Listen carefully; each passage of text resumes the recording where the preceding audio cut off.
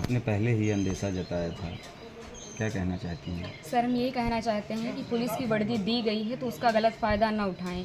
जिसके ऊपर 36 केस है उसका भी इनकाउंटर करवा देते, जिसके ऊपर एक केस है बेगुनाह है उनका भी इनकाउंटर करवा दिए हैं ये लोग। अगर इसमें 15 लोग शामिल हैं, 14 लोग शामिल हैं तो सबका इनकाउंटर होना चाहिए। ये जो दिखाते हैं ना, ये कानून वास्तव में अंधा है, कोई इंसाफ नहीं मिल रहा है। हम लोगों के ऊपर क्या बीत रही है, हम लोगों की माँ भी नहीं है, पिता हैं हमारे, हमारे बड़े भाई थे। अगर हमारे पिता कुछ हो गया तो हम लोग सारे कौन थे? हमारे भाई ही तो थे। उन लोगों ने उनका भी बेरहमी से इनकाउंटर कर दिया। हम यही चाहते हैं कि सबका इनकाउंटर हो, इंसाफ मिले।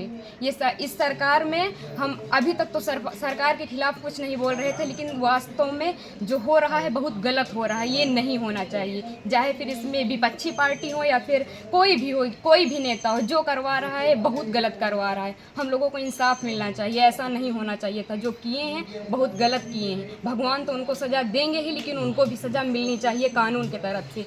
अगर कोई गुनाह करता है तो उसकी सज़ा कोर्ट देता है, ना कि पुलिस ऐसे इनकाउंटर कर देगा। आपके भाई का क्या स्वभाव था, किस तरह से, कैसे आप लोगों के बीच में रहते थे वो? सर, हमारे भाई का स्वभाव एकदम सरल था, पढ़ने लिखने में भी अच्छे थे। हम लोगों के साथ एकदम फ्रेंड के जैसे बिहेवियर उनका था, और गए थे तो बात भी होती थी, और हम लोगों से बहुत ज़्यादा उनको लगाव स्नेह था, जैसे कि हर एक भाई बहन में होता है। और आज ये सुनने के बाद जैसे लग रहा है कि हम लोगों के ज़मीन पैर से एकदम खिसक गई हो।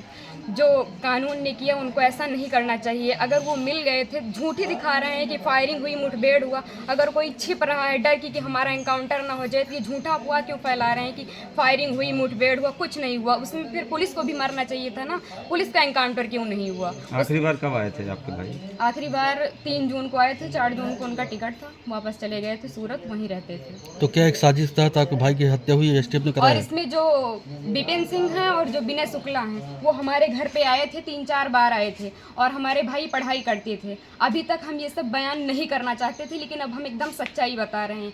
वो लोग उनको लालच देके कि ऐसा गाड़ी होगा, बंगला होगा, वगैरह वगैरह, जबकि भगवान का दिया सब कुछ हम लोगों के पास है, सब कुछ है। लेकिन फिर भी उन लोगों ने लालच दिया, और लालच में ले जाकर उनको सूरत में एक केस में फंसा दिया। उसके बाद वो थे कि नहीं थे ना, ये हम लोगों को पता है।